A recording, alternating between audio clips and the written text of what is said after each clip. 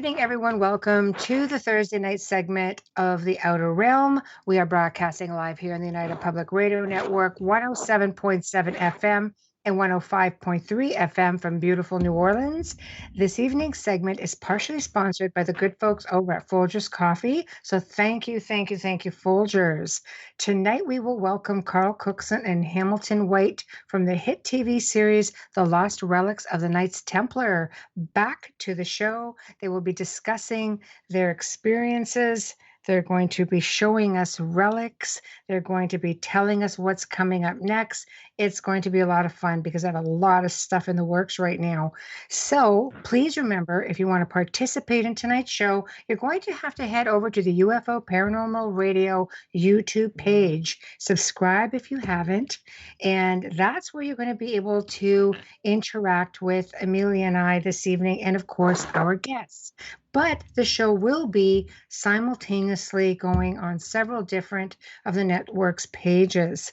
So it's definitely going to be a great segment, and I hope you will all tune in. So while Amelia gets all the links posted, I am going to get... All we have on live is their photo right now. What? Yeah. We're not actually live yet? Are you kidding? Well, we're live. we? We're live. It's just Joe doesn't have us on there. He just has a Facebook thing on there. But it's actually live. Yeah. Okay, I do see. Okay, we're not actually live, though. No, you're right. So, okay, that's okay, because good thing I'm just going to record this. And what the hell? Y'all are most certainly live, girls. Yeah, I don't know what y'all talking about, but we're not we're not looking at ourselves, is all I'm saying. Oh, I don't know. I'll check on YouTube, but you're definitely live. Hold on. I don't know. I can't take We know we're live. We just ain't seeing ourselves. So, just saying. Okay, so I'm going to go in and I'm going to bring the gents in. Okay, here we go. So, Carl, and we're going to bring him on, Carl and Hamilton. Okay. Hold on. Yeah, that I don't understand. I don't have us on this screen. I don't know either. I'm just going to go in and find him the hard way. My God. Sorry, guys. We're doing this the old-fashioned way. We've been spoiled here a little bit. On StreamYard, yes. We have. Okay. Now I have like 6 different things going at once. No, we're not. We're not on the screen, so you may want to just kiss everything else goodbye here and get us live. Yes, y'all are on, but y'all ain't on the screen. I don't know what the hell's going on with that. Oh my goodness! It's not recognizing Skype, I guess. Well, that's just not even cool. Just saying. I don't see it on the screen. Is what I'm saying. It's not showing up on any of the screens. I got y'all full screen right now, and I'm not seeing anything. So I'm watching from the other thing. But everybody can hear us, right? Yeah, you should be able to hear us. Yeah, it's showing we got audio. Let me check on the other system just to be safe. Okay. Always got to be some weirdness going around. Okay, so I'm calling 2 people right now, as far as I know. Yep, okay. It's definitely an audio. I guess we're just not going to have video. Okay, just want to make sure. That's okay, because I am recording it. Okay, now I can bring Hamilton doing that. I'll play with this guy. Yeah, I am recording this. I am. Okay, and here we go. We're just waiting on Hamilton. This is the old-fashioned way for us right now. Trying to get it all. This is dinosaur for us, actually. It's quite the dinosaur, but it's okay. Yeah, we're coming in loud and clear, but for some reason, it's just not showing the video. So I'm recording us, so it'll go to video and archive. Hi, Hamilton. How are you? Hey, everybody. Oh, we lost Carl. Hi. How are you? Oh, there he is. Okay. Oh, we're going to do this again, are we? No, we're here. All good. Don't touch anything. Just That's such anything. I know. That's it. Technical difficulties are trying to work out this new system. So YouTube is on, it's audio only. I'm recording us here. So the archive will indeed be on YouTube with video, but it is live. So we are live. So how are you guys doing? How are things? All right. Yeah, I think we're plodding on, aren't we? We're still here anyway. That's good news. Yeah, no, we're good. Still here is good. We've obviously been stymied with COVID problem because that's affected our filming schedule, particularly on the last episode. So we're just waiting really for Europe to lift, because the options at the moment is for example, flying to Germany and then quarantining in a hotel room for 10 days. And it's just not possible, you know. No. So we've been sat in England. I don't know what we've been doing, really, killing time. Can they come to you? I mean, can you guys do filming in the UK and improvise? I don't know. Is that a thing? We can do, but I mean, you know, the stories are fairly structured. You know, the actual locations are, and then when we get there, that's when we unstructure it. But today, you know, we're just. I think we'll be all right. They're looking at broadcasting the second series in September, so we've got time to do it, you know. Mm-hmm. And you're going to be now. Can you say what you're going to be covering in season 2, basically, without getting into giving away too much? Is it still Templar stuff? Are you venturing into different things? Or not?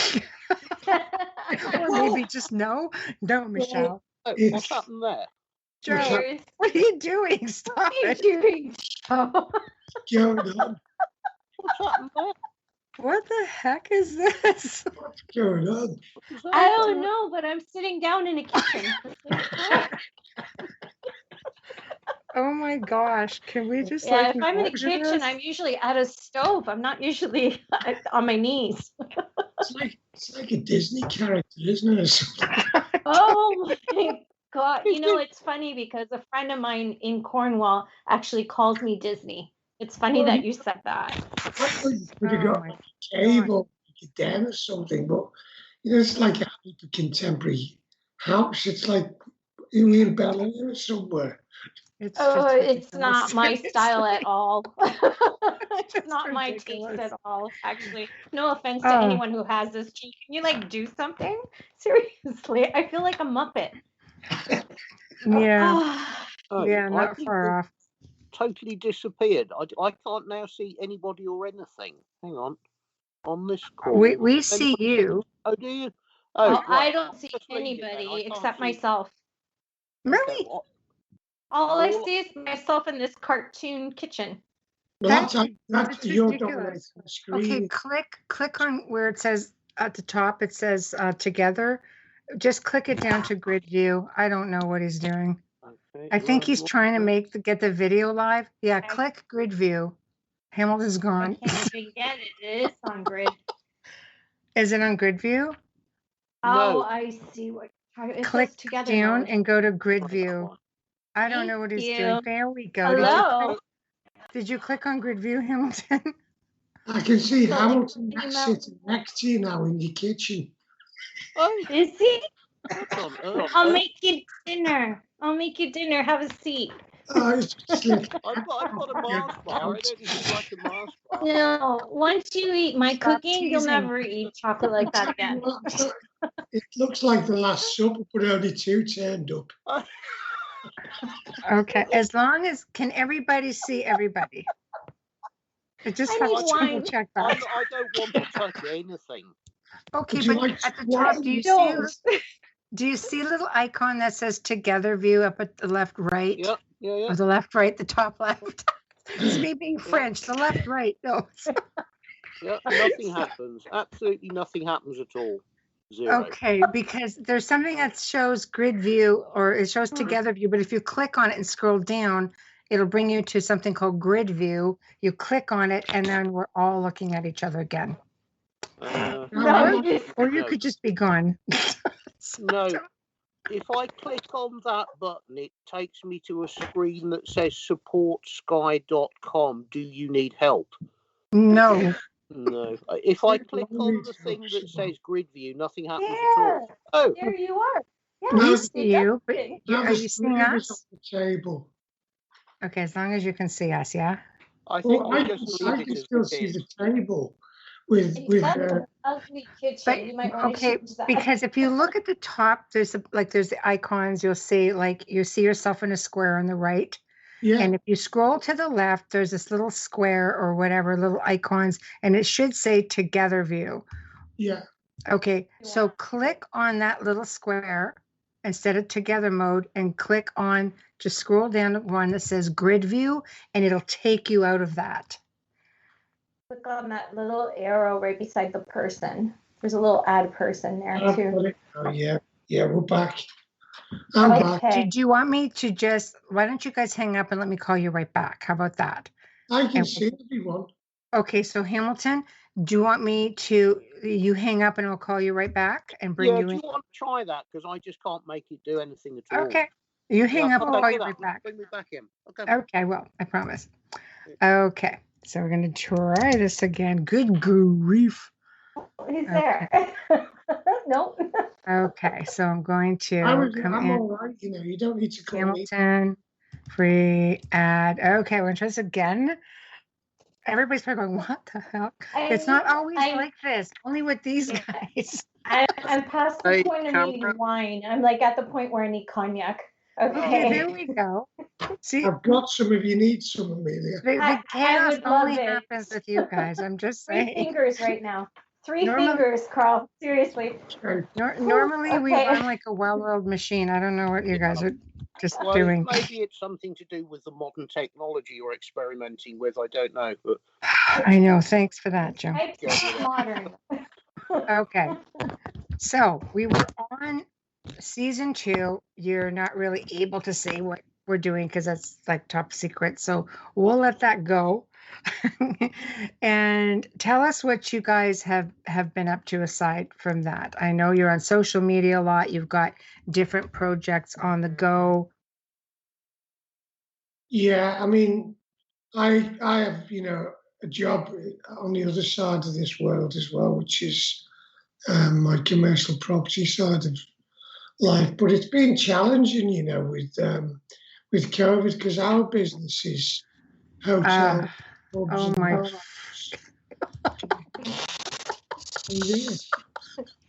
She disappeared. It's okay. I don't even know. The whole thing just shut off. Everybody was gone. And where's Hamilton? no, I'm here. No, I'm still here. Okay, He's here. 1 second. I'm here. You might need Oh to go my- to grid view now.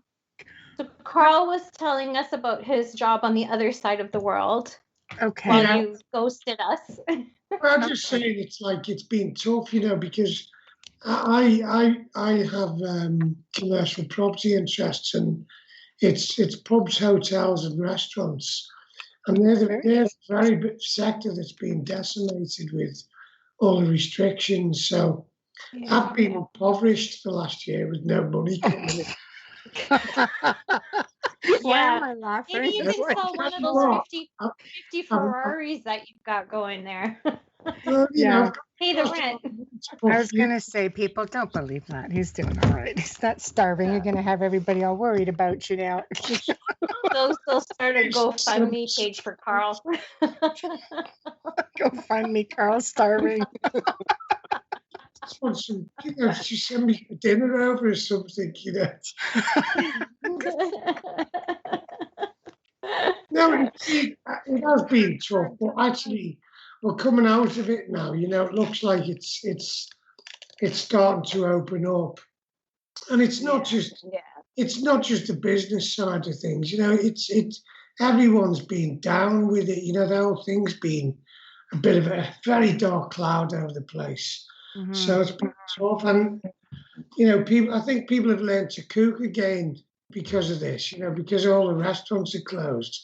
people have either threw the dinners out the window. There's probably been a lot of divorces and relationships, and there's been a lot of Pubs, it's the worst. The pubs are closed. My house, everybody's gaining weight because I do cook. I cook all the time, so it hasn't affected me. But people are still taking out food here. I'm sure you still have takeaway going well there and strong. Well, I think people now, like just looking on YouTube, you can create any recipe as good as anywhere. There's that much information out there that you can find fantastic things, and it kind of it breaks the mystique of the takeaway, doesn't it? I don't know. I really miss dining out. I miss it because I cook every day. Yeah, it's a nice experience going out. I'm always eating out, so this has been just ridiculous for me. Not me. I'm the one that makes everything from scratch, including ice cream. So it's just I miss the experience. But I like really, really nice restaurants. I love pub food. Oh, I think we're actually I like pub food too. Yes, we are. There we are. We're on video. Yeah. Okay, finally. Jeez. If it's of any interest to anybody, my kitchen is simply a room you pass through between the hall and going out of the back door. What happens in a kitchen is completely alien to me. Not a clue. Me too. It all seems so pointless anyway. When you can open a bag of something and eat it and throw the empty bag away without creating washing up or mess or inconvenience. I don't really think okay, I'm not that bad, I have to say. No. I'm just not fond of the kitchen per se, but just only because I'm not really domesticated at all. We're polar opposites that way. We're polar opposites. Yeah. I know. I'm cook. I'm like, what? Cook? Yeah. What? I cook for Michelle. Yeah, it's like I gotta cook. Why would I want to do that? That's just like when I could go to a restaurant. So okay, so before we get all the listeners just going mad, so what is going on? So Hamilton, what have you been up to? Well, the sort of excuse me, the projects that we've been approached with for sort of that might get us over to America. I mean, just an awful lot of background reading, background research, and just sort of, looking at whether it's a viable thing to get involved with, and it's all looking pretty good at the moment. I think both me and Carl have been looking at it a little bit skeptically to start with, but the more you get into it, the more interesting and better it appears to be, fortunately. So that's pretty good, really. Mm-hmm. So the amount of time you can actually spend looking for sites and just sitting reading the basic background information before you can even start something. I mean, honestly, it takes over your whole life. It really does. I mean, so it's not the end of the world that we've been locked in, or you simply would never have time to do it. We are itching to get over to Wisconsin now, to actually start examining the site and, seeing whether it comes together with what we've been looking at. And there's a lot to explore about the place, Mm-hmm. Yeah, so it's just a matter of, getting us, how soon can we actually get over there? What's the interest level from TV? Are they going to let us loose and crack on with it? Which hopefully they are. I mean, it really does look a very, very interesting project altogether. Mm-hmm. So this will come in off the heels of completing season 2, or are you just going to start both feet in with this new project also? Well, season 2 is an entirely separate. This is another avenue.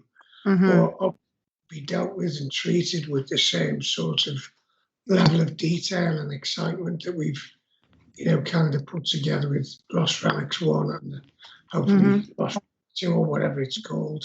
Mm-hmm. Well, it's all in the same track, really. It's all exploring the roots. It all goes back to the Templars. That's the field we're in. That's what we're looking at. And I think we could find some amazing things there.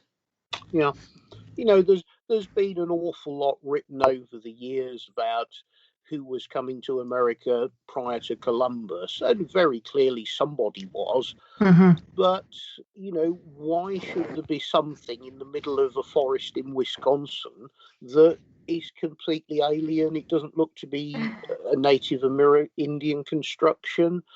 I don't know. We can't put our hands up and say exactly what it is at the moment, but it's certainly a very, very intriguing thing, and it does correlate with a lot of things that we've been doing. So, it's the good thing about it is it's been handled very well. Wayne, the guy who is on the tribal council, he's looked after this so well over the last 30 or so years. Wow. That you've got a blank canvas to work with. You haven't already got preconceived ideas and everybody... It's not corrupt, is it? Yeah, no, not at all.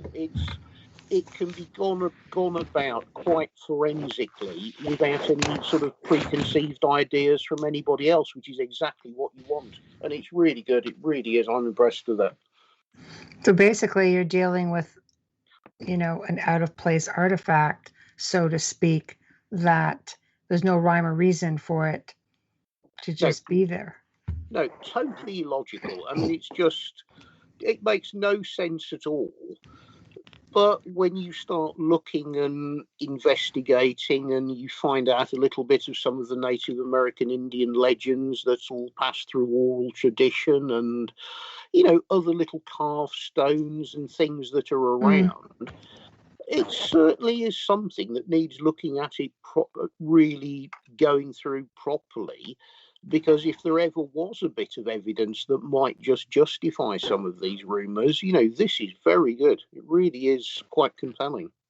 Mm-hmm. I think we'll be able to tell very quickly what it isn't, rather than what it is. So, it's the process of elimination is going to be very evidential and quite rapid, I would imagine, that side of it. But again, we need to be there to do that. Your photographs and film are brilliant, but when you're actually or you're holding an object, you read so much more information out of it, and that's what we need to do. Mm-hmm. Definitely. And I think the angle, as Carl is saying, to go with this is rather than just make the decision we've decided it's Templar, completely forget about that to start with. Look at every other permutation that it could be, and sort of start striking a few things out, which I think will be quite easy to do. And that then is narrowing it down that, yes, it seems unlikely that there's a medieval European work in the middle of Wisconsin, but if you rule out all the other possibilities, well, what does it actually leave you? We don't know at the moment.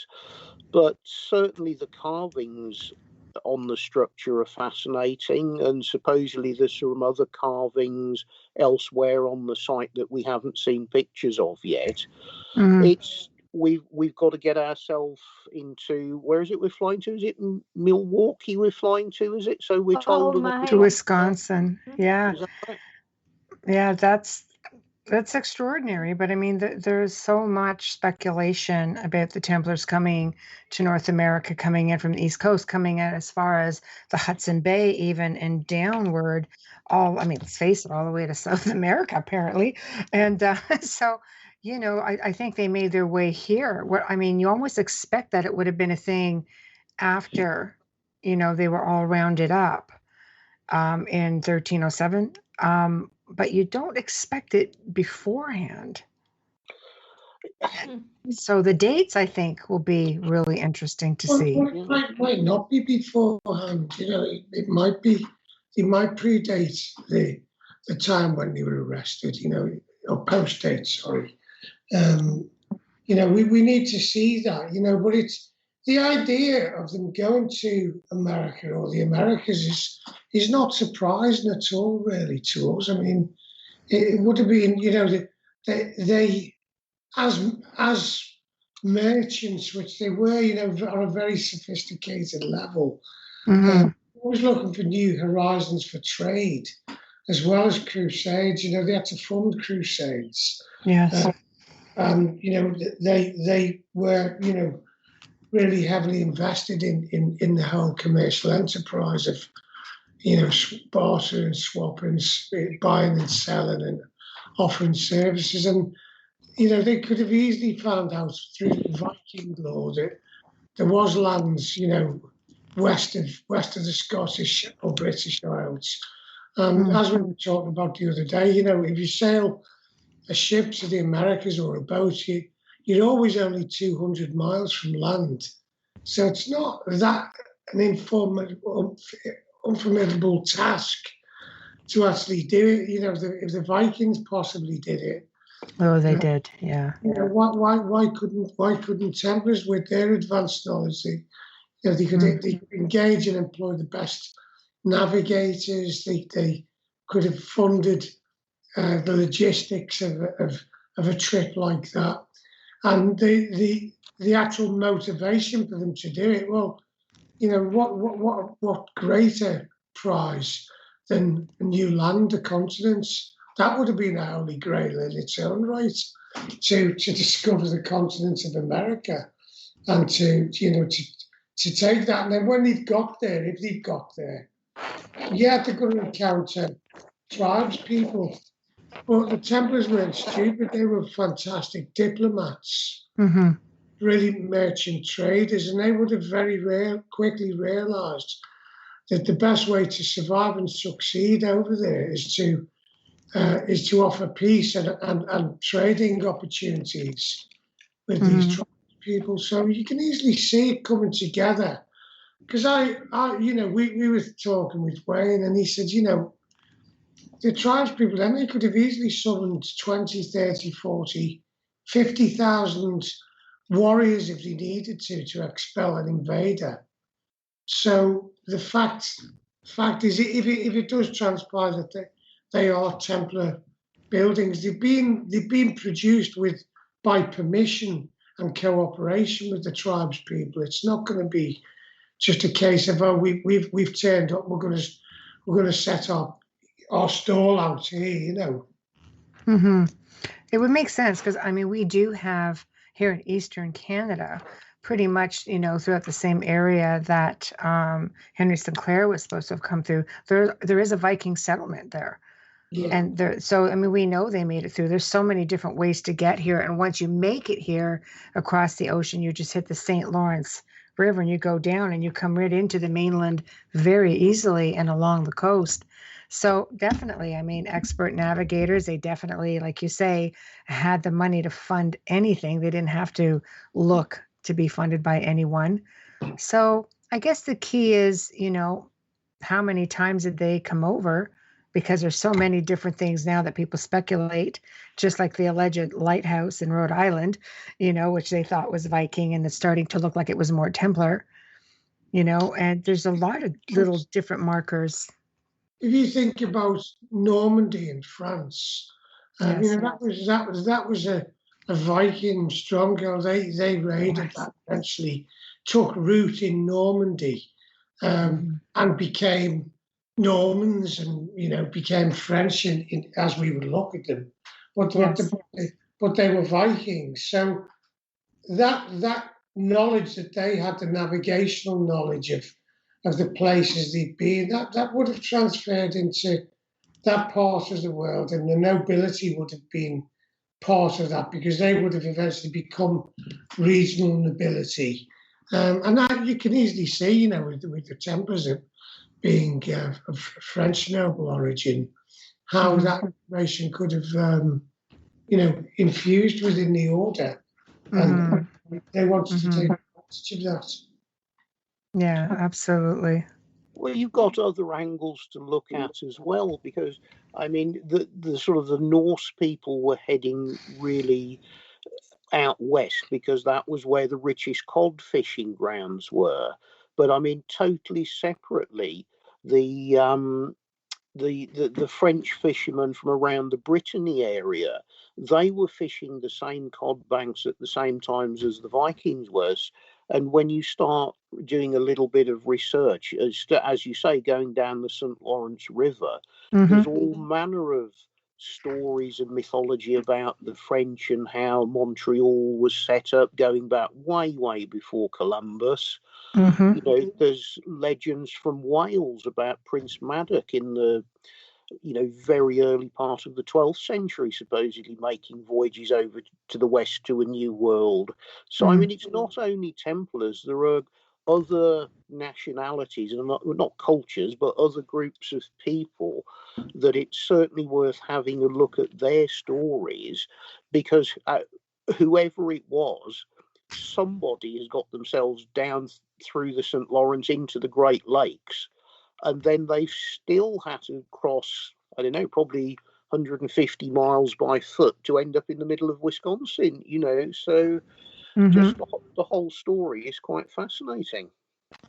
It's fair. Without the lock system as well. That's right. How did they do that? Yeah, exactly. So I don't know. Did they?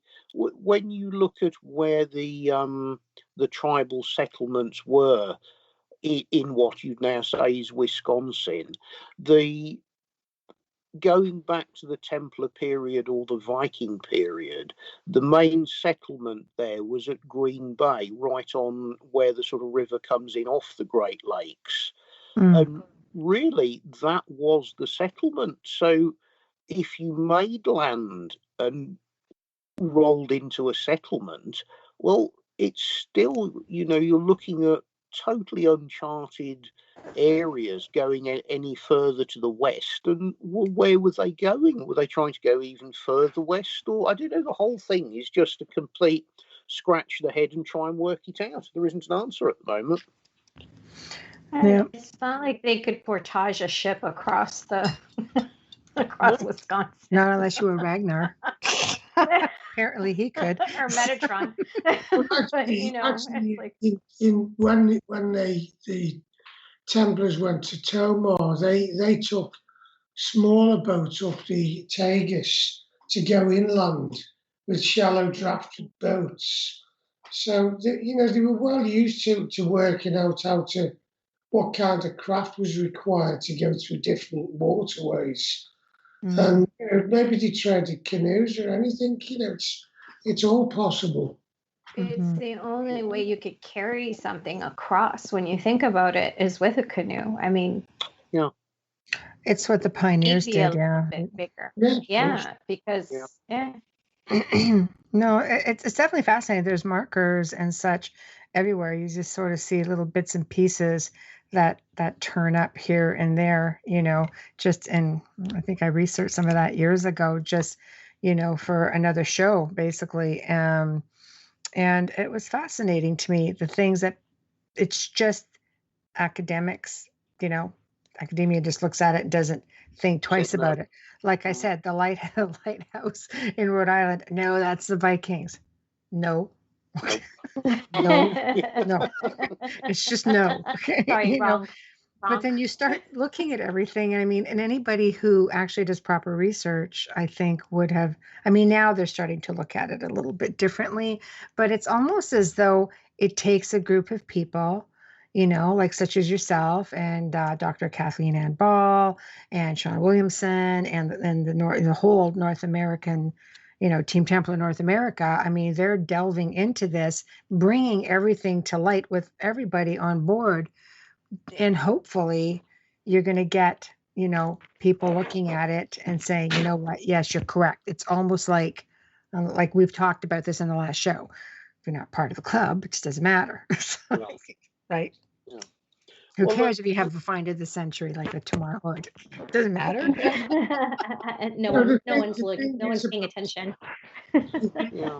We look at what we've done with the Tomar Hoard. We haven't got that and then tried to tell the world or everybody else what each item does and what they were used for. We've passed it over to other people to conject and to put their spin on what these items might have been used for. And I think that's the best way to treat this story in a way, is that if we get to the stage where we're doing the series on it, people are going to be bringing information to us about it, and it's going to build up the knowledge base. That's really going to give strength to it. It'll kind of write its own direction, I would imagine. I think you guys are doing it the right way, for sure. Well, the thing is also it was Sean who made the introduction, but from sort of having him on board as somebody who works stone full time, me and Carl can look at a cross somewhere. Yes, it's a Templar type cross, but the difference being Sean can come along with the stonemason's eye. Well, how is the stone weathered? Is that natural weathering? Is it caused by ice?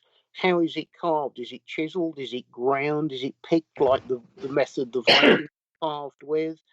It's a slightly different angle that he can put onto it, because he understands the mechanics of, this structure and the carvings on it. He could make it.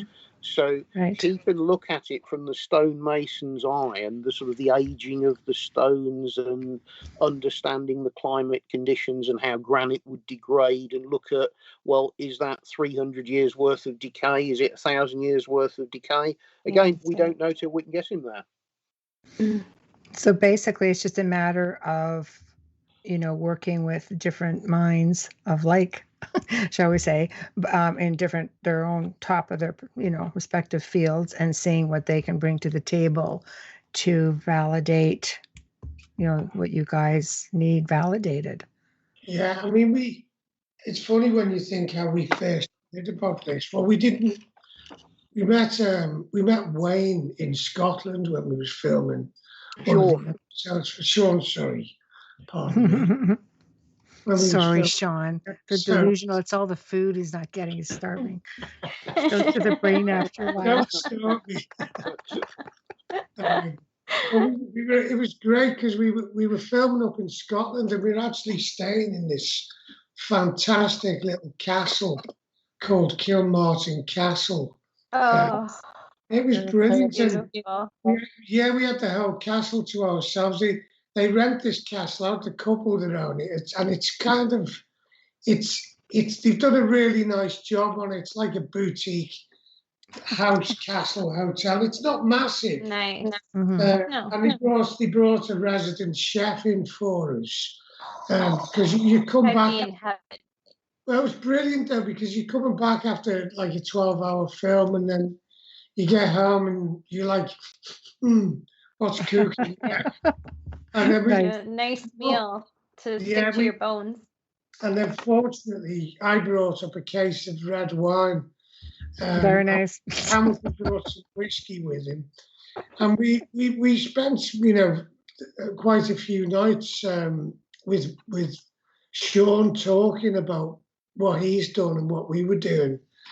And that's how this whole thing started off, with the Wisconsin thing. But it was a great environment to sort of incubate this project, It was very just relaxed. You were sitting chatting just out of interest. It wasn't like a sales pitch to try and land a deal or land a show. It was just bouncing ideas around that we're all doing. I don't know, it was just nice to sit by the fire, have a whiskey, and I don't know, can't remember anything else really. Well, I heard from a little bird that's why Carl has to put a gym into his new home. Everyone needs a COVID gym now, because we've all had loads of wine. I mean, I must have put about 1.5 stone on this year, because the gym that's over 20 pounds. You don't look it. Well, I feel it, but it's anyway. I'm back running to try and burn it off, but it's a lot harder to get rid of the weight when you've been a lazy wallop lying around drinking wine and that big things, you know. Not puts a you out of bad your life. misery. Just puts you out of your misery. Not You a don't have to bad think life. about it. So, you know. The only thing that I found wrong with the place is that it's quite isolated and it's a major trip to get to a shop. So at breakfast, there wasn't any bread. And the lady who was the chef, it was like, I don't know, she made the bread herself. And it was like, oh, it was ever such a funny taste. Didn't like it. Oh, that would have been my weakness, is the bread. Yeah. Awful. It wasn't in a package. No, it wasn't processed. Again? You like your bread processed. Yes, I want bread. I was in the polythene. He wants them chemicals. He needs all the E's in it. And he needs a no expiration date on it. I mean, I don't think I'd ever had bread that like a person had made fresh, like just before they serve it. I didn't know what it was. I just found it the most peculiar taste and spat it out. Oh my God! I thought there was something wrong with it. You are adorable. Just like, yeah. Just give him Wonder Bread. He's easy to please. That's easy to please. You could shop at a corner store and feed Hamilton. Easily. Yeah, no problem. Yeah. Did you see him waving his chocolate bar around? It's chocolate bar. You need to deep fry that. Yeah. Oh, God. But no, I mean, that was how the whole American Templar, Wayne, Wisconsin thing came together. And then we had a Skype call with Wayne. And he just came across as a really nice guy. I mean, no pressure, no trying to sell us a story or anything. It was just, well, this is what we think we've got. How do you guys feel about having a look at it? And the other big thing with Wayne is, you know, he's been a detective. He's investigated like 30 years, I think. 500 murder cases. So when you're talking to a bloke like that, you're not dealing with an idiot. You're dealing with someone who's very pragmatic and clinical. And that gives us great confidence. No, he's very nice. He knows his stuff. He had messaged me after Sean's show, and just a delight to speak to. Like, he's just, you know, giving away very little, but just like, they really need to see what we're working on. I'm like, okay. But I mean, also, they've been in touch. They've got Gretchen Cornwall is part of the crew, and I mean, she knows enough. She's been up to the site and had a look at it, and I mean, she's been over in Europe and seen plenty of places and plenty of carvings, and to her eye, it's really good and certainly worth vesting her time into it. So, I mean, it's sort of everybody that's involved with it has really looked at it almost quite cynically to start with. And everybody's come back after doing their little bit of research with like, you know what, this really could be something fabulous. So it's just a nice little compact group of people. And what we hope is if it kicks off, we can get Wayne and Gretchen over to Europe and go and show them some of what we think is comparable. Take Sean and let him describe the sort of construction methods and the carving methods and see how we can tie it all together. Yeah, and I think it's like with this, me and Hamilton have got that feeling, you know, when you're onto something, like there's a deal somewhere, you can't quite see where it is, but it just feels right, and you know you've got to follow it. So you know, we're on with this. You know, it's got us turned on big time. Well, it's not your first kick at the can, you know. I think you guys know a good opportunity when you see it, right? Yeah, I mean, we've been working with Dominic, our director, who we explained it to and thought it was a cracking story, and we've been putting some not designing shows, but trying to put a schedule together of 10 or 12 shows where how you would divide the search up into kind of bite-sized chunks that it's still interesting enough. It'll take you to plenty of venues. it'll bring in some objects of the period, either out of the Tomar Hoard or sort of other things from the Viking period. So it would follow along the same lines as the Lost Relic-y thing, where you're actually bringing some real quality things on screen as well. It's down to the network to kind of give us the thumbs up now. Well, and of course, actually being able to get ourselves over to US, which we still can't. Yeah, well, yeah, I mean, you can still, their borders are pretty much open. We've got a couple of airports in the country that are open. Worst case, come here to Niagara and we'll throw you on a boat and just put you across the river. Okay. Seriously, not even freaking kidding. You can go right across. If you go to Vancouver, Washington, you could drive just right across. There's nobody's watching the border. They could walk across the bridge and nobody would stop them. You could walk across the bridge here. It's not ridiculous. You'd be in New York. It's like, wow, here we are. And it's in free, just taking no time at all to get there. So it's literally Michelle's backyard. Like, she's not far from there at all. So No. I enjoy the falls every day. Beautiful. Yeah. Look, so I mean that's probably the main thing that's been keeping us occupied for probably the last, 6 or 8 weeks, because it sounds quite simple, but what you actually have to do behind the scenes to get it to the point where it turns into a viable prospect that somebody's going to fund is an enormous amount of work, and I don't think people realise quite what you have to put together. I've been through many productions, and yes, but from the start to finish, the concept, the idea coming to fruition with full funding and a full team and the full schedule, people have no idea. It is a monumental feat to have it done. And then, especially from overseas. It's not just the network, it's not just the producers itself that come together with casting and a network. Now you have to make sure it can be syndicated.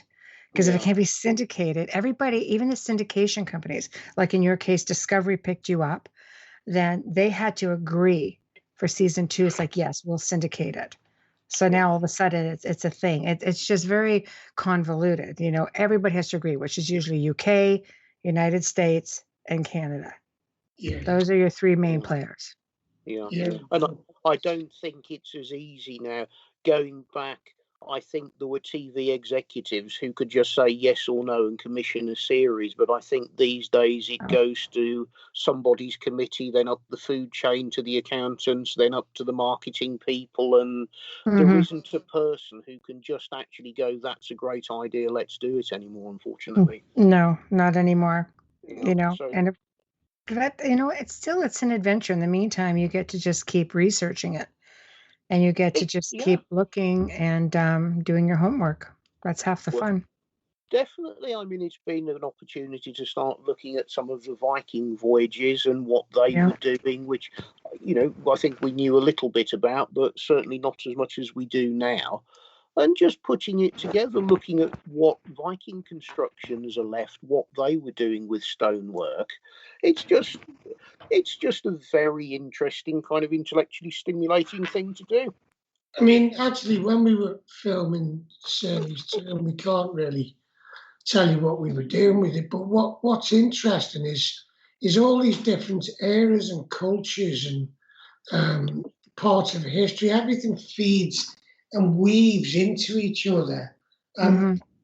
It's all obviously it is related, but you wouldn't believe how much things cross over and how much cross-pollination of knowledge and history passes through to different areas, different tribes, and different countries. It pops up all the time. You keep getting surprised. You go, well, it's how is that possible? But it does. It's we've seen so many things clicking together, and when you're doing it, you just go, you can't even work out how it's so simple, but it is. Just things just work and they come together in an amazing way. And we've seen it so many different fields, quite diverse subjects. When it's effortless, you're on the right track, right? Yeah.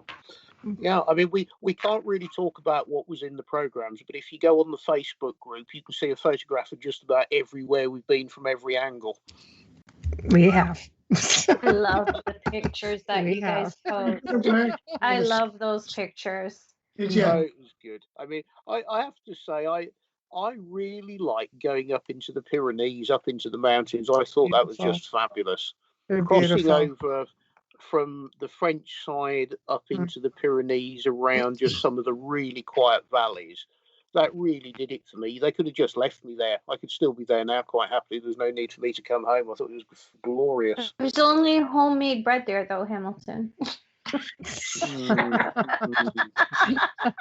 You wouldn't survive. Well, all they have there. No corner stores. I fall in love with every place I visit throughout the world. I really do. But I have to say the south of France is definitely, it's just that one place that just, I love it. Mind you, I said the same thing when I was in Scotland. I mean, I love it. We've done some fantastic destinations and actually filmed going to them as well en route. So it's not like, some of the shows where we're here, then we're there. There's actually a journey with the cars. Well, it was in the first one, but it's just the scenery that we saw going across Spain, Portugal, and France. You see all the transition when you're covering them distances. The landscape changes and skin color changes on people. There's different tribes and the food changes and you can see in small increments and you realize how borders affect affect diet and you go over a hill. Everything. It's all cultural. You go over a hill and you're in Spain and you go the other way and you're in France and there's a totally different lifestyle going on. There's different methods of decor and architecture's different, food's different, attitudes are different. It's amazing, isn't it? Yeah, it is. Colors. Yeah, exactly. I complained about the food in a whole variety of countries. it particularly offended Italians, I found, when you go back. Amelia would be so offended. Careful now. She would be so offended.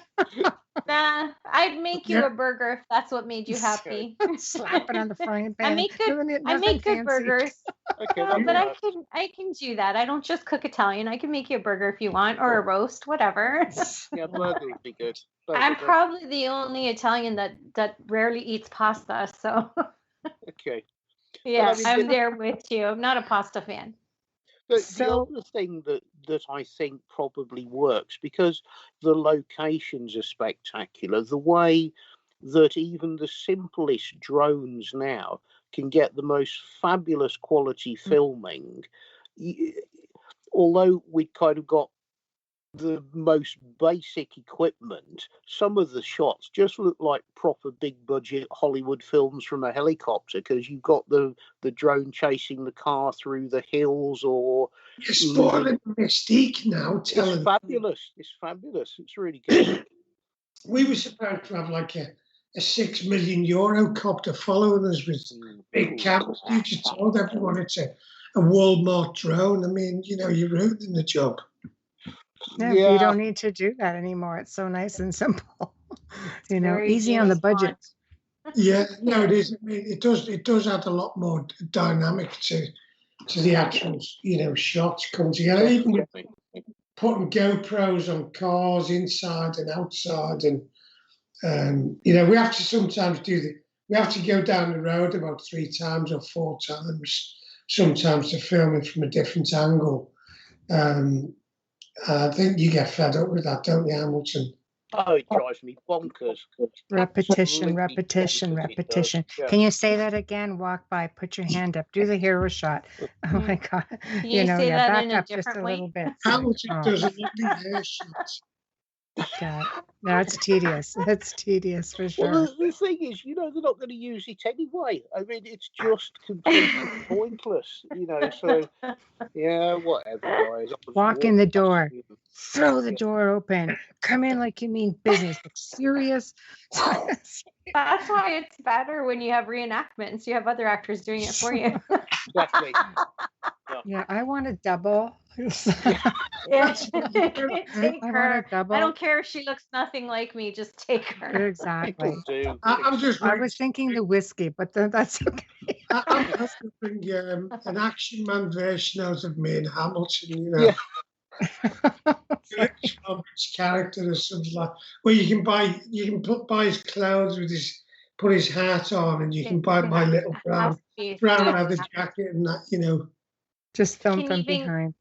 Get a replica of your Ferrari going. Little hats on, ready to go. So cute. I think visually, it's probably stronger than the first series. I think the locations and the actual crafting of the shooting, it really does look like a fantastic, massive budget thing. And like Carl said, we got to some cracking locations. And because of the whole virus thing, a lot of them, we were the only people there. So you sort nice. of, you're walking through Venice and you're the only people there. It's just remarkable. Yeah, and that's precedent, because if you go to Venice, normally you've got millions of people there. You'll never film St. Mark's Square when it's empty. It doesn't happen. The only downside is we did we were doing a shot and thinking, it's going great, this. And the next thing, some single person would walk in with a mask, Big pre-shoot. But it was unique to be in Venice and for it to be so quiet, And clean. Probably the only time it's been clean. Yeah, water. Yeah. But it was a shame that it was closing down, kind of. We kept surfing in front of the lockdown. It was behind us all the way, like a wave. And we just get out of Portugal, that was getting locked down. We got out to Spain, and then and it was like the big dark demon on our back, and we just managed to just keep, I don't know, like keep ahead of it. Yeah, and it was quite stressful, really, because, I mean, it was on several countries. It's like you're trying to do 3 days worth of filming and you've got 24 hours to get yourself back to the port and get out. I mean, it was so intense. We were late starting the filming for various reasons. If we'd have had an extra couple of months like we should have done, we'd have been finished quite easily, no stress. It would all be done, but just circumstances the way it were. We had to cut France short by about 5 days. Yeah. We missed going down to Sainte Marie de la Mer, which is a shame because that's a lovely place. It was all out of our control. There was just nothing we could do. It was sort of fighting all the way to get whatever we could, really. Yeah. And it wasn't pleasant, it wasn't travel because, when we were flying, it was just so difficult. And then you go into the towns and, we're saying it was great because it was quiet. A lot of the restaurants and bars were closed. So, when you're talking about after work, just choosing a nice place to eat. Yeah. Actually, the place we stayed in Venice was fantastic. It was a privately owned hotel and a brilliant bar and restaurant for the residents. So we didn't, but it's not like going on holiday, is it, Hamilton? Absolutely not. No, I mean, people think it is, but you don't get, wherever you are, you don't even get a couple of hours to go and walk around on your own because it's interesting. You're sort of frog marched off to the next place, next place. Well, there's a budget, right? And they're accounting for every hour that you're there, so... No kidding. I go on vacation and I have like my friend assistant, like, okay, you have 1 hour here, then we're off. The plane leaves at this time. I'm like, I was kidding when I needed a tour and travel guide, but no. I didn't. Yeah, that's it. you know, I didn't. In 1 week, I saw like everything and barely. I remember when we was in Jerusalem and on the last series, and that is a place you just want to say, you know what, I'm taking some time out here.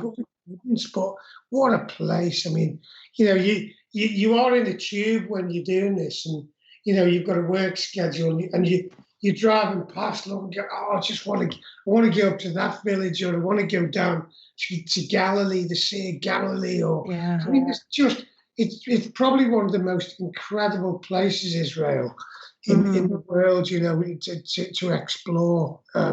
You know, even the names of some of the places, like Tiberias. You know, you just think of the Romans, and you know, you know, it's a living reality. When you get there, you hear of these names as a child when you're doing your education at school, at home, and you get to places like Israel and Acre, or Acre as we used to call it. And it's all there in 3D. But we can't just go where we want to go. But we had a great time though. It was a brilliant place. But it didn't seem like there were that many people there when you were both there filming Jerusalem. I mean, you guys really had a lot of space.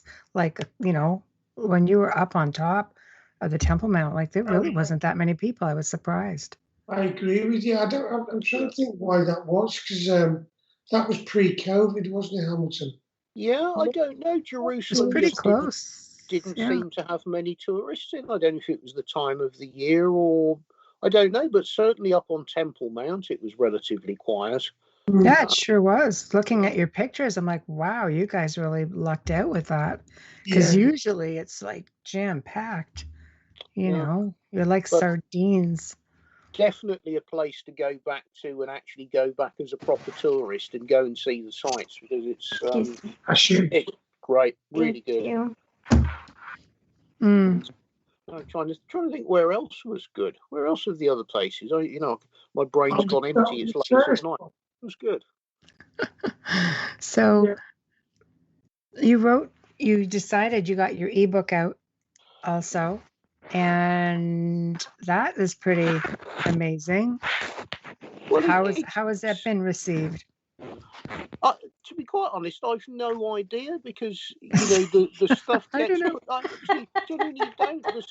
stuff gets listed on Amazon and the other selling platforms, and you have no way of checking how many have been downloaded, what the interest is, nothing. All you get apparently in 3 months' time is there's your statement, and this is what Jeff Bezos is taking, and there's nothing left for you, pretty much. Oh, okay, you're not wrong. I think that's how it works. He's the richest man right now.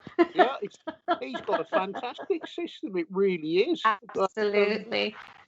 It was just one of those things that needed doing. It certainly isn't the definitive book on the subject. That might take 100 years for somebody to write, but it's the outline of the story fleshed out a little bit more than was in series 1, with a whole bunch of pictures and a bit of an explanation of what it's all about. And it's just to get the story out there a little bit, really. It would be nice to do it as a physical paper book, but the problem with it is the distribution. You know, if you have it printed in Europe, the sending it to the States or around the world, the practicalities of trying to do it, it's an impossible task, really. So it had to be an ebook for the time being, and look at it again in the future, maybe. Yeah, unless you get it in the bookstores where they can order it themselves and ship it around. It does get quite costly, as I've come to find out. I mean, you know, for the actual physical book, I mean, I had some test prints of it done just to see what it would look like as a paper book. And sadly, the airmail cost to send it to America is more than the book costs. You know, there's just no way around it. You sneak it on. No, absolutely. Even from US to Canada, if I can't get a book on Amazon and it's American, it costs me more than double to get it. Yeah. And you often want to read a book before your guest is on, right? So it gets insane at times. It becomes insane. Having it as a Kindle is a wonderful option. It's easy, and once you've actually got it listed, it just sits there for eternity. It's forever. The job is finished. You know, I don't know. We'll have a look in 3 months or 6 months' time and see how popular it is.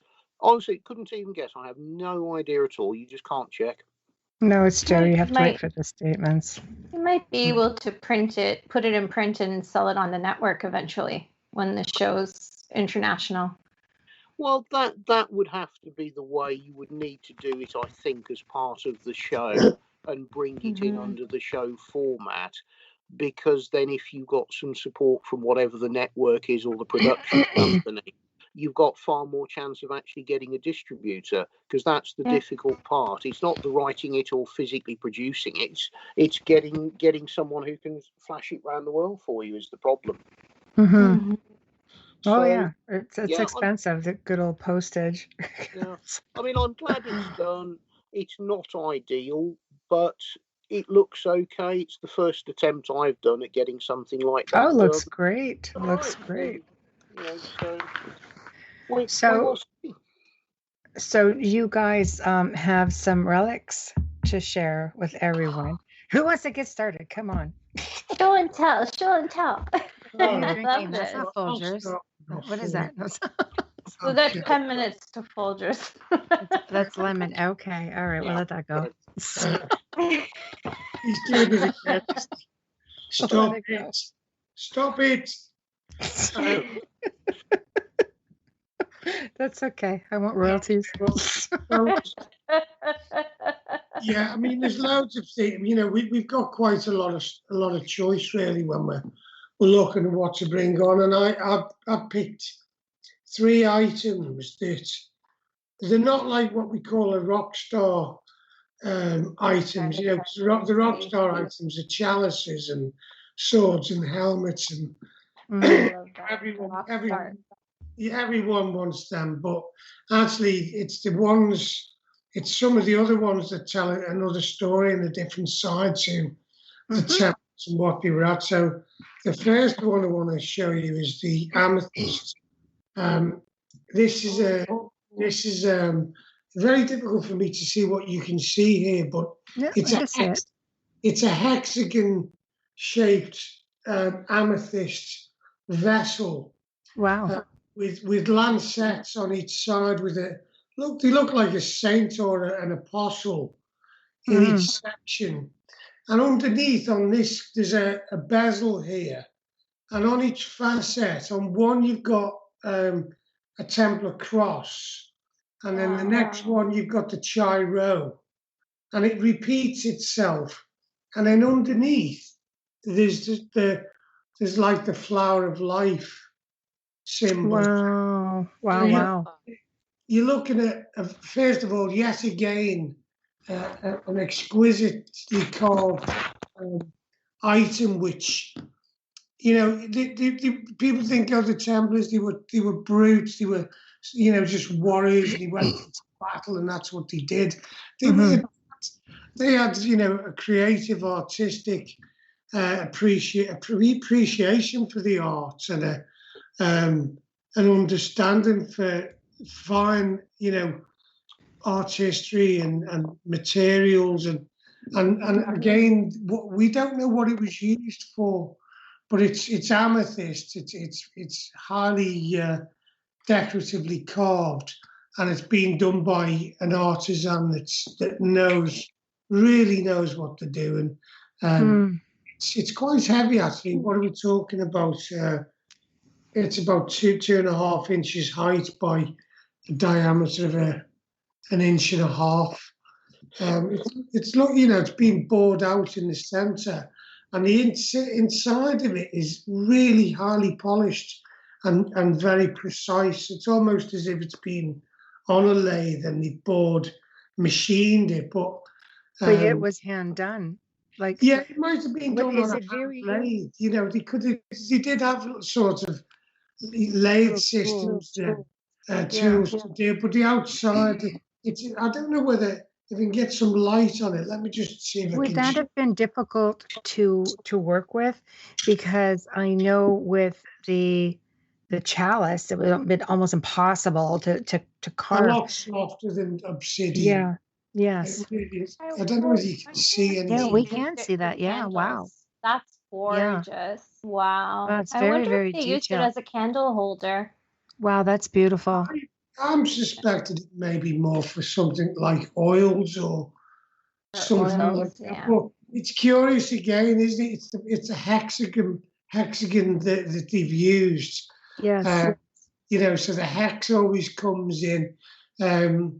You've got the flower or the symbol of life in the form of a flower. And we really haven't identified who the apostles are on the side, on the six sides. Wow, that is amazing. Yeah, there's a beautiful frieze along the top.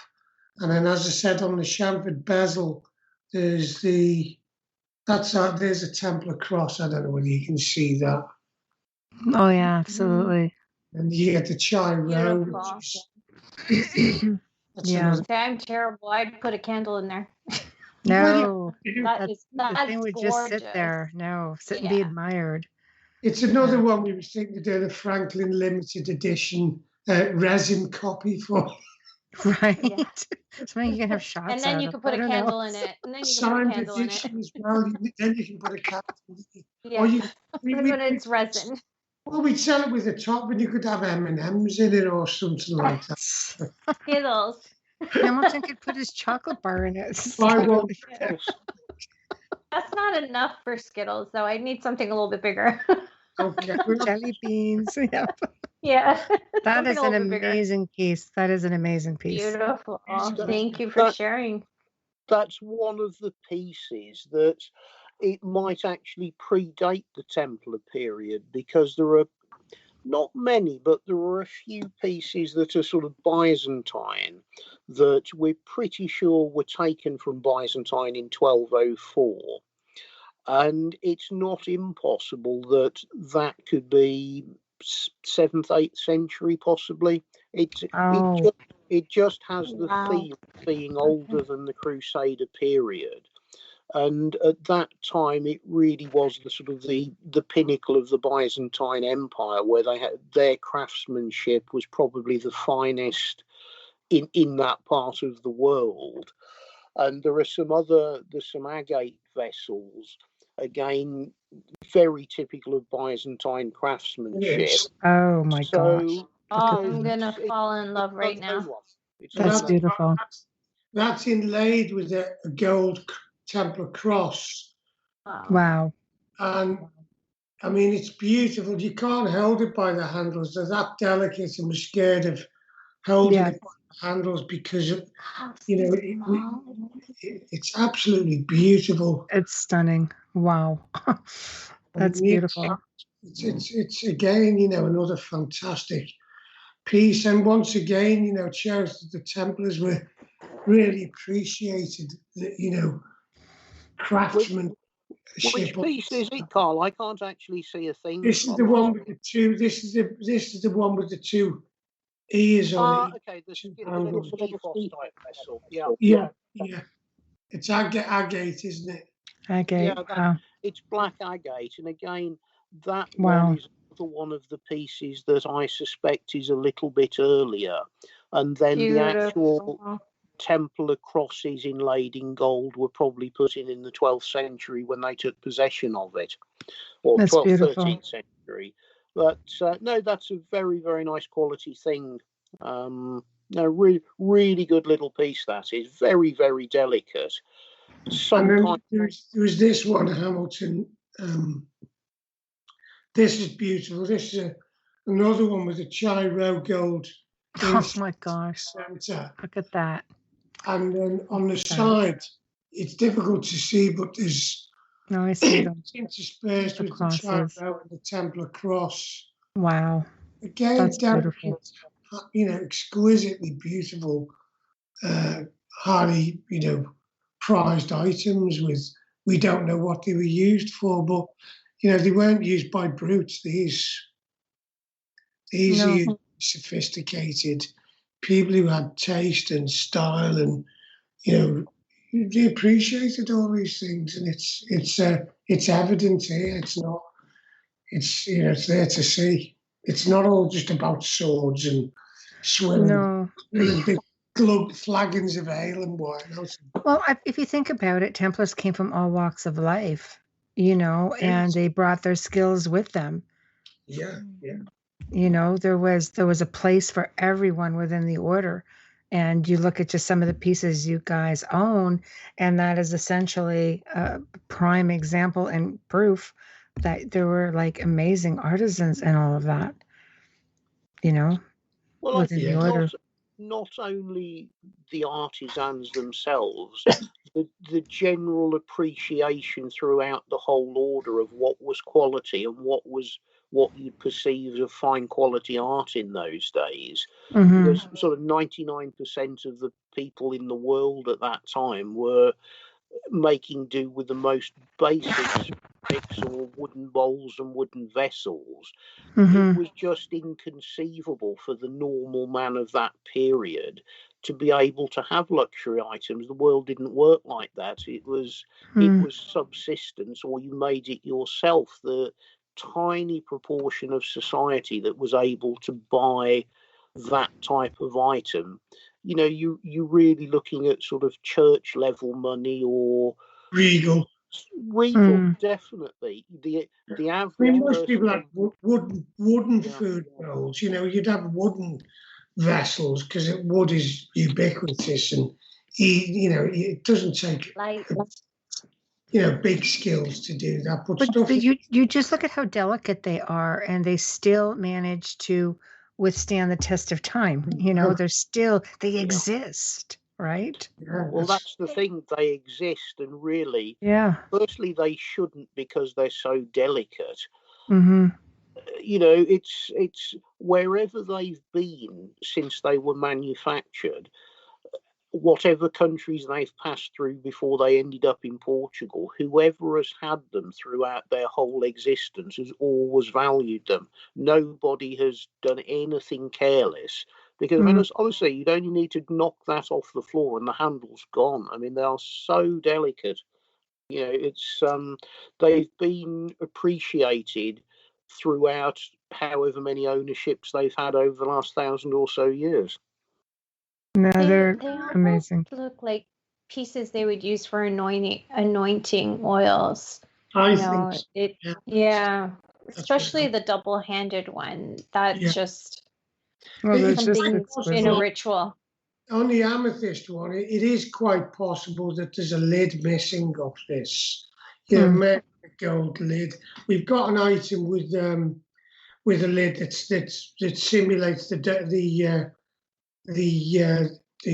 mosque, isn't it, Hamilton? Is it the Alaskan mosque? The gold dome. There is another agate vessel that's like a little more like I don't know how you describe it. It's more like a sealed perfume jar or unguent jar. It's got a gold top on. It's got a little dome gold top on with a tiny little cross. And I don't know, it's not impossible to believe that it's replicating something on Temple Mount. It's of the right period. And very similar to what Carl was just showing you there, it's an earlier agate piece that again has got gold inlays on it from the Crusadery Templar period. So all of the vessels really do tie in together remarkably well. Like ancient time souvenirs. Yeah. To the Holy Land, yes. I've just got to do a quick. I've got to do a quick station ID. If you're listening to us, you're listening to The Outer Realm with Michelle Desrochers and myself, Amelia Pisano, and the two amazing Carl Cookson and Hamilton White are here tonight with us on 107.7 FM or 105.3 FM in New Orleans. We are United Public Radio, and this is partially sponsored by Folgers Coffee Crystals. Thank you, Folgers. Thank you, Folgers. Hey, thank you, Folgers. There we go. Thank you. Attaboy, Hamilton. Just get right in there. I remember this time, I remember. I'm pretty sure they make tea. There we go. Actually, before Hamilton shows you, I'll show you my Folgers coffee choice of vessel for this evening. Thank you. I almost fell off my chair. Wow. Yeah, that is just That's wow. exquisite. Yeah, you can't even speak when you look at something like that. Now, what is this piece, aside from the obvious that it's a chalice for Folgers? You know all about it. So I can't even see what you're holding up. It just looks like a nothing.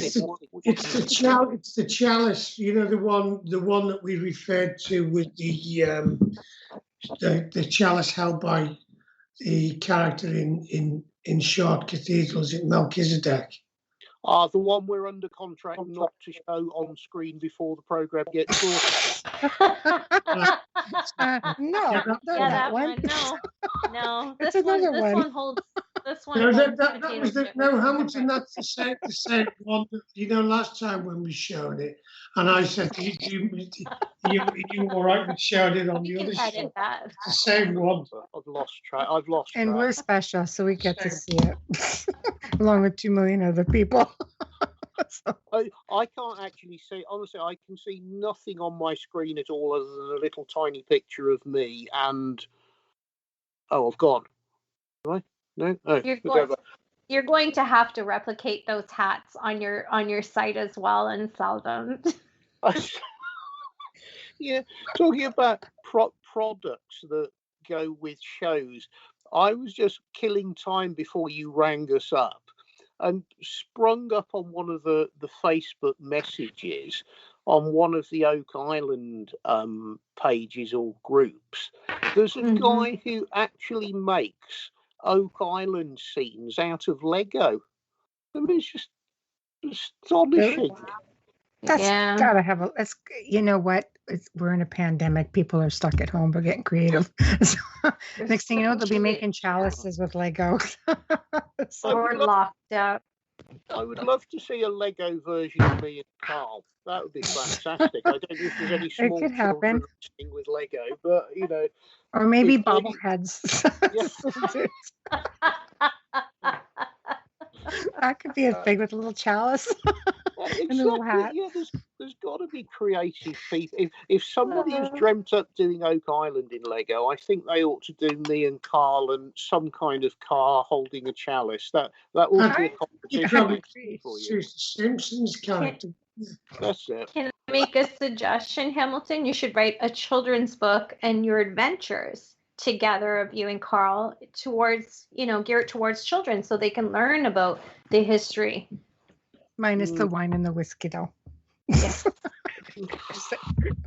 I don't think I'm child friendly. I smile at children and they run away screaming. Well, you are in the sense of the way you eat, though.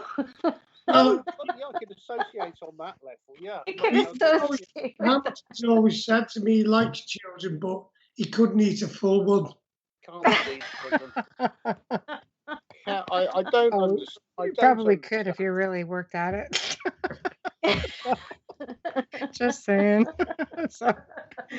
So this chalice then, what would the chalice have been used? Do you think the one that you just held up, the bigger one that you're not supposed to show us? Well, it's going to be a high ceremony item, isn't it? It's definitely.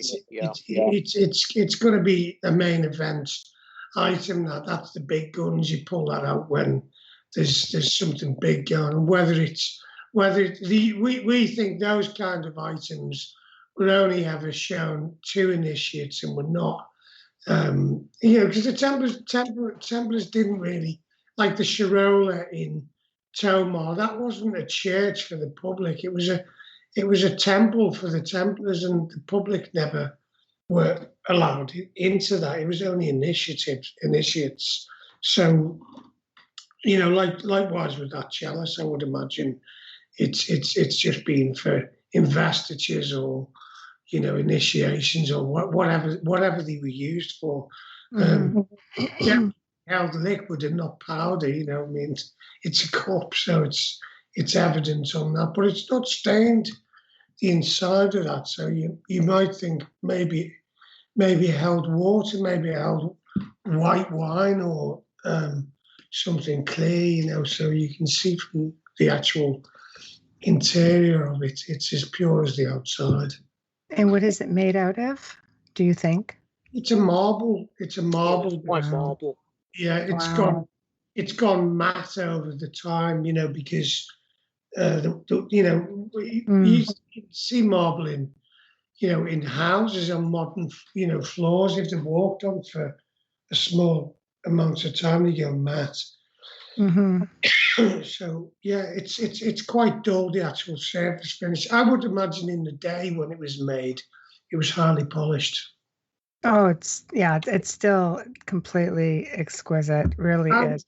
If you look in, say, on that Templar, yes, cross part A, if you remember in the first series, the black obsidian chalice, when Jonty hypothesized and inserted gold. Well, it's not inconceivable that this may not have been interspersed with gold, sort of set about it. There's 4 crosses around it, and then there's some lettering, and then you've got this fabulous, again, 1, 2, 3, 4. Yeah, it's another hexagon on the stem, so the hexagon's to play again. But actually, the hexagon on the stem, you think it's going to be awkward to hold like that, but it wouldn't be. It makes sense to hold it sort of that way. There's a dignified way of holding these, or a special way of holding, or there's a reason for that stem, because it's not natural. You don't look at it and go, "Oh, it's not like let me get me drinking glass out." It's not that kind of thing. It's dang it. It's similar to the chalice with communion. Sorry. I know. That's what I was thinking. It's similar to the chalice for communion in the Catholic Church. Yeah. Definitely. I mean, again, could it have had a lid on it? I don't know. But it looks like a drinking vessel, but I agree it could be for communion, definitely. Or other things that they did that the church did, and we don't know. I don't think it was. Would answer this then? Maybe would a Grand Master have had more elaborate cups or utensils, let's say, than everyone else? I mean, I would only imagine ceremonially they would have done, because I think the vows were across the order, and if you start getting a Grand Master getting chicken dinners and the lads on the battlefield is just getting bread and brew. I have to ask, because some people, would maybe wonder, was there a type of hierarchy, just like you would have, like the king, for example, like the head of the order? Would he be? You try to tell people, no, it really was very humble. Everybody was pretty even keel.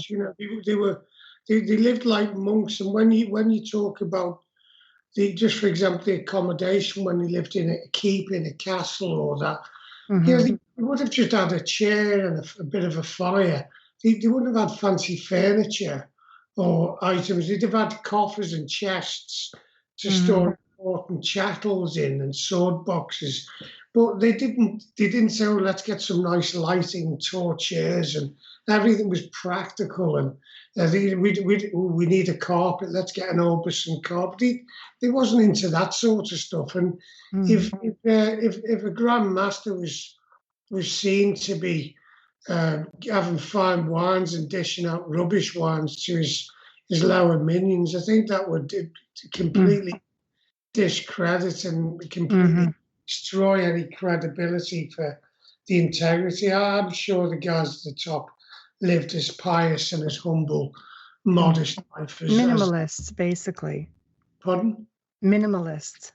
Yeah, they were. They survived on good food. One funny thing about the food, we was talking to a guy, it was Tim Wallace Murphy years ago when we went to Tomar.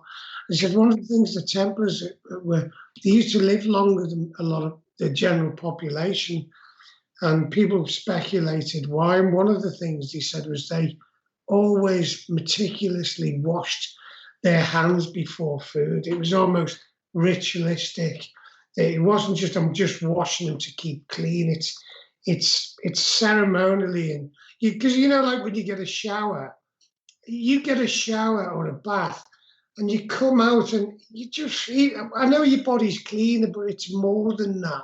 There's something about anointing yourself, completely immersing yourself in water. When you come out, you there's a feeling of elation there that comes out of, having that process occur to you. And maybe when they, washed their hands, there's something going on. Besides that, logical and natural health benefits of, not contaminating your food, because if you're holding bread and, bread and, stuff like that, grains and porridges, but very simple food. But just like Cistercian monks, they live on, very basic,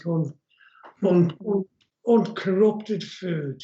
Because the more you corrupt or process food, the more you destroy the nutrients out of it. So they, again, you see, they knew that. It's like the Romans when they were marching across Europe. They took grain with them. They didn't take cattle, because grain is the best superfood for transporting. You don't have to feed it. You can add liquid and make porridges. You can make soup with lentils and barley, and you can feed an army on grain. Logistically, you can move it, and the Templars would have probably, had that knowledge for battle, for, the logistics of going on a crusade. You need to carry food, and certainly, you're not going to be carrying cows and trailing cows and sheep behind you, or goats. And they probably did get some when they got to local areas where they could trade for some, but they probably just had very simple food. And I think the good thing is the wine side of it. That's biblically okay. Yes, it would be. Simple sustenance. Yes, it would be. It wasn't only that. So many places, when you go back to that period in history, it was actually very difficult to conserve or preserve water, and fresh, healthy supplies of water were actually very hard to find. And drinking wine was considered healthy because it's better than drinking possibly contaminated or dirty water. It wasn't a case of them being alcoholics or anything like that. Is that your excuse then, Hampton? No, I'm an alcoholic. I don't have any. I wonder. I like that honesty. My dad was a winemaker. He would have loved you. I wonder if that's a lot of the health benefits as well as the organic wine. All the benefits, the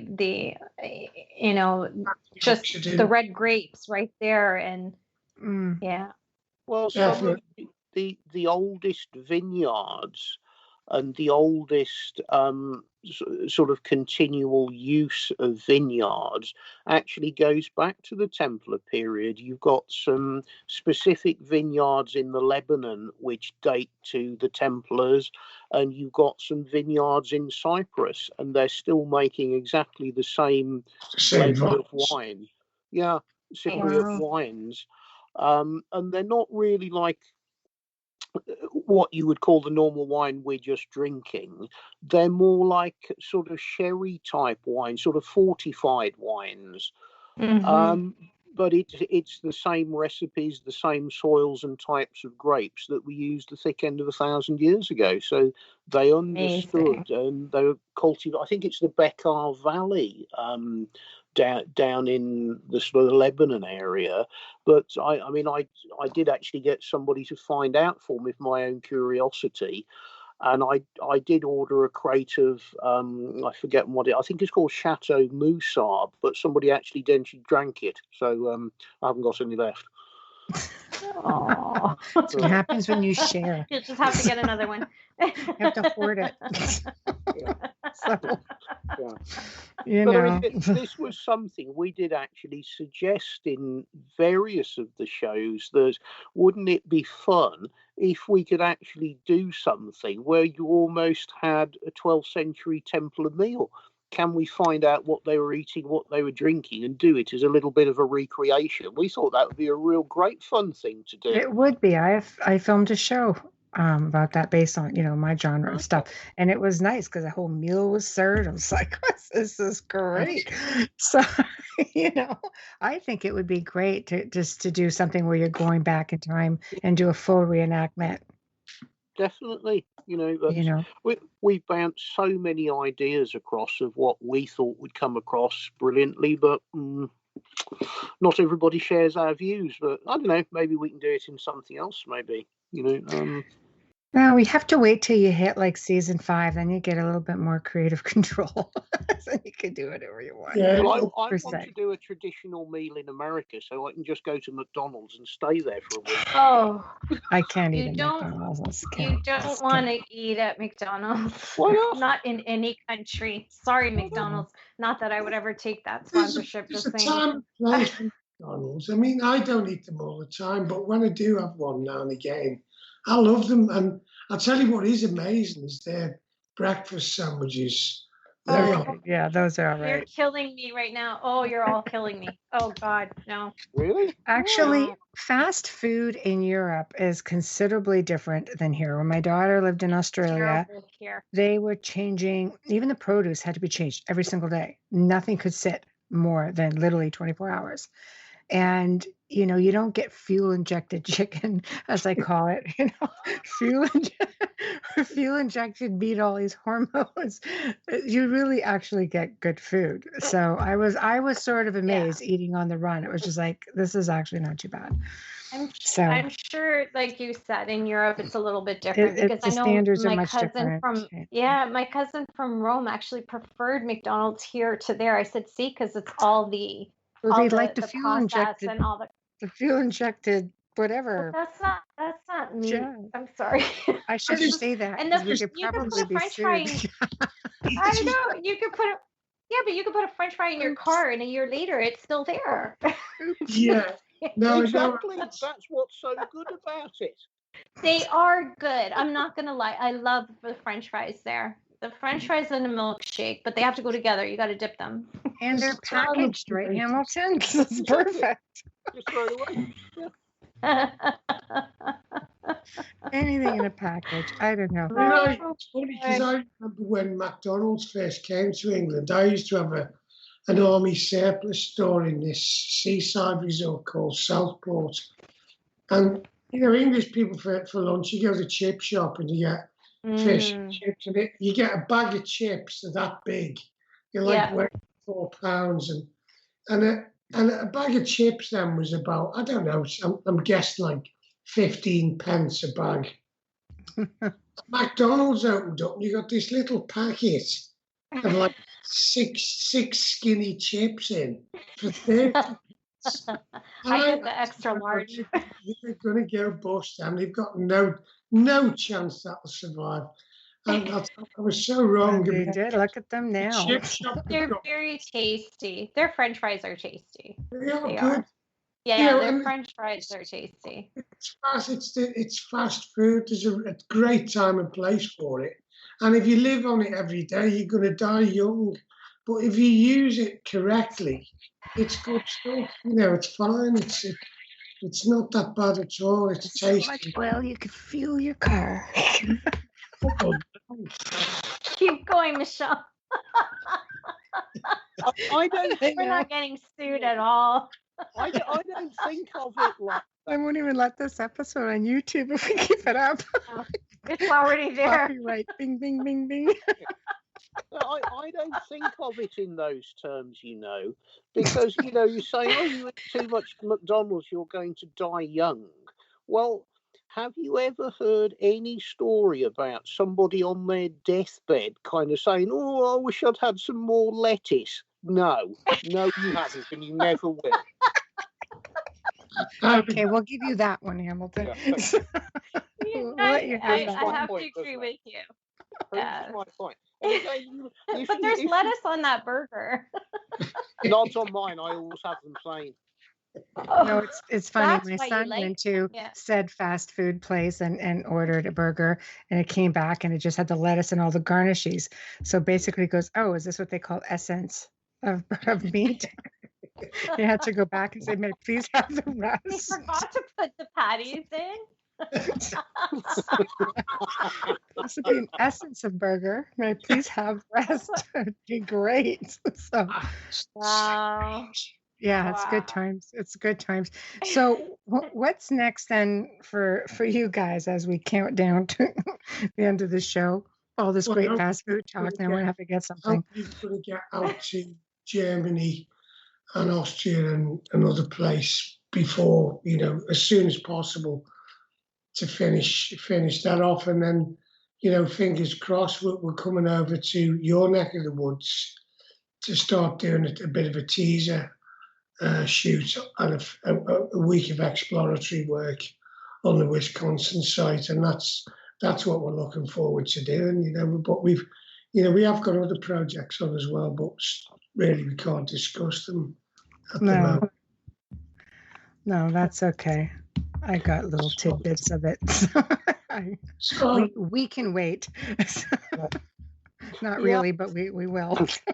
Yeah, I mean, from my end, I'm going back to Portugal in about 2 weeks' time because it's just opening up and there's just flights to Portugal. Fortunately, it's one of the countries that's being one of the first to open up. So I'm heading back over there for a couple of weeks of running about and chasing a few things up. I don't know quite what will happen with the filming. That's out of our hands. I've got an invite to go on a diving expedition off the coast of Florida if I could manage it, which again, nice. I don't know. Nice. But, they're all opened up in Florida. You do all right. Oh, yeah. Florida's fabulous. They've never, I don't think they ever closed. No. I think it was just for a month or something. Yeah. But no, I mean, main project now is sort of Dominic doing the pitch and trying to make the whole Team Templar USA thing come together, and it would be fantastic if we could actually start filming that in the summer if it works out. Well, that would be great, wouldn't it? I mean, in the real world, less the pandemic, I think it'd be outstanding. Yeah. But yeah, I don't know. I hope that it works out because I'd love to see you guys move on with your projects. I would love to see, Team Templar North America, start forging ahead with you all. I think it's a great story to tell. Much like, your discovery of the Tomar Hoard was an amazing story to tell. I think it'll be ongoing. I mean, who knows what you'll find, even here in North America. Maybe you'll find another hoard. Oh. Yeah. Remember your friends in Canada. Yeah, we might get a chance to meet you guys if things open up by then. It's not that far. Yeah, definitely. So yeah, I mean we're plenty busy. It's just that we're sort of stuck at home, and I think what'll happen, it'll all be an absolutely mad rush because suddenly the world will open up. Everybody will want everything doing immediately, and it'll end up getting manic. I suspect is what happened. I know how to deal with that. Just tell them that you think the Templars crossed Niagara.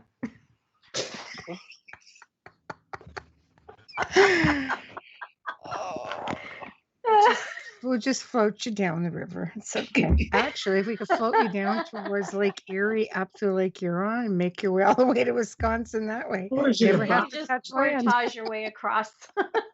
Yes. Cigar boat.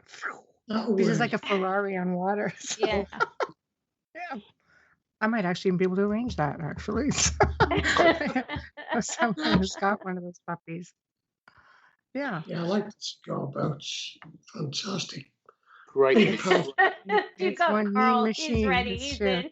They raced it in Florida, actually. I used to see them in Florida. I lived in Florida for a few years in the 80s in Clearwater. What a place that is. I can see why people go there. It's got everything, that place. It's brilliant. It's got many little blue-haired people living there now, unlike the 80s. Oh, what do you call them? Snowbirds. The snowbirds.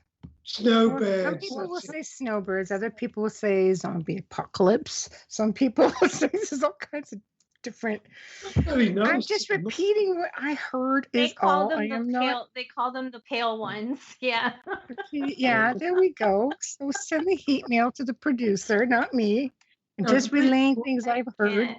I'm Italian. I can't relate to that. So I don't know. I'm just saying. So it's different times. I loved the there's 80s. I thrived in the 80s. It was a great time. But well, I'm looking forward, to having you guys back on, because I know you're going to be doing a whole lot of stuff between now and then. And I think you guys are back on. Yep, June 23rd. June, doesn't it? I don't even. Wow. 6 weeks, is it? Something like 6 weeks, yep, pretty like much. Yep, okay. Yep. And there's going to be a whole lot of more fun coming. So all of you guys, all the fans and friends, Lost Relics, there you go, having another run at it. So there you go. So you guys can work something good up for us, and we'll dream something up, I'm sure. Yes. I have no doubt. Listen, thanks very much for inviting us on. It's brilliant, and welcome out here. So it's our pleasure. You guys are a hoot. It's just always a lot of Oh my God, you're so sweet. Thank you both. I'll send you a loaf of Wonder Bread. Oh, fantastic. Absolutely brilliant. No, because it'll cost you $50 to send it. It's crazy. I sent a package. I almost fell over when I saw the postage. I'm like, what? Well, you have to remember that 60% of the cost of posting anything here goes to the Queen. Just saying. Well, there you go, Your Highness. You made a mint of me. Gotta pay for that funeral. Yeah. That's another show. That's just another show.